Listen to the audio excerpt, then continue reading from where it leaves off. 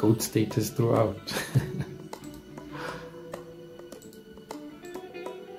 We need to be honest with Kelvin Momo, says this user.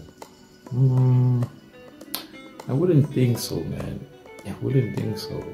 Any artist that releases an album knows that they put in their all, and that is what they want to give the listener.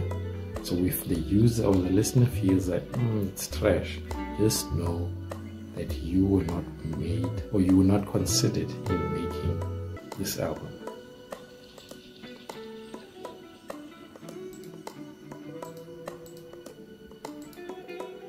They say, someone says Avery single-handedly carried the album.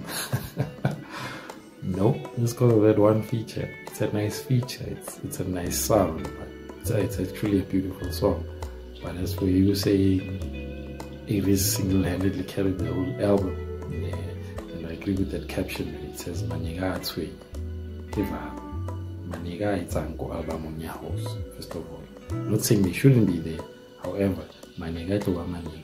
They will support who they support, and they will put their stance for it. So that's who they're here for, and that's who they're backing. It says this song and a whole lot of tracklist is better than the latest album by Kelvin Momo, unfortunately. Well, that's your opinion, that's how you feel.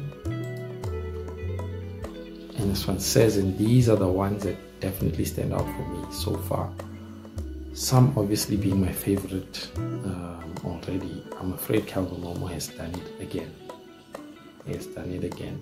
He has been consistent, and he has proved himself over and over again that he is who he is. This is a meme. So he's saying Kelvin Momo is cooking. Let him cook. Let him cook. This is a meme as well. I'm ready to defend Kelvin Momo.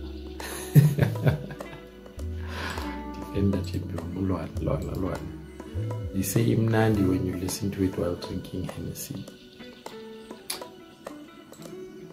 Let's see about that. Another one says, this time he missed, he doesn't usually miss here. I think he missed though. He was just in a different space. And that is what he gave us, a different experience to the Momo we know. As always, this is a 10 out of 10 album, 30 dope tracks. Those are the comments, and shout out to everyone that commented, shout out to everyone that's listening to the album. Kelvin Momo definitely appreciates it, and shout out to everyone that's watching this video. I appreciate it. If you found anything good, let me know in the comments. If you found anything bad, also let me know in the comments. If you enjoyed the video, like. If you dislike the video, hit dislike. I want to see you hit dislike. And here's some tips for up and coming artists. When you release a project, you need to ensure that you've perfected the art of quantity over quality. It's of no use dropping a lot of songs that are trashy as opposed to dropping one song that is fire. Now what we can take from Kelvin Momo is that regardless of his previous albums, he was never afraid to step out into a new venture. Yes, the people might not like it, but he has a core audience that will support him regardless. And I feel that he has moved and transitioned to less of a Friday type of music, less of Saturday type music, to a more Sunday lounge, chilled type music. And maybe that's where his headspace is at, and maybe that's his demographic that is targeted with this album. Tip number 2. As an upcoming artist, never be afraid to experiment. You never know which idea will land, you never know which song will land, you never know which concept will stick.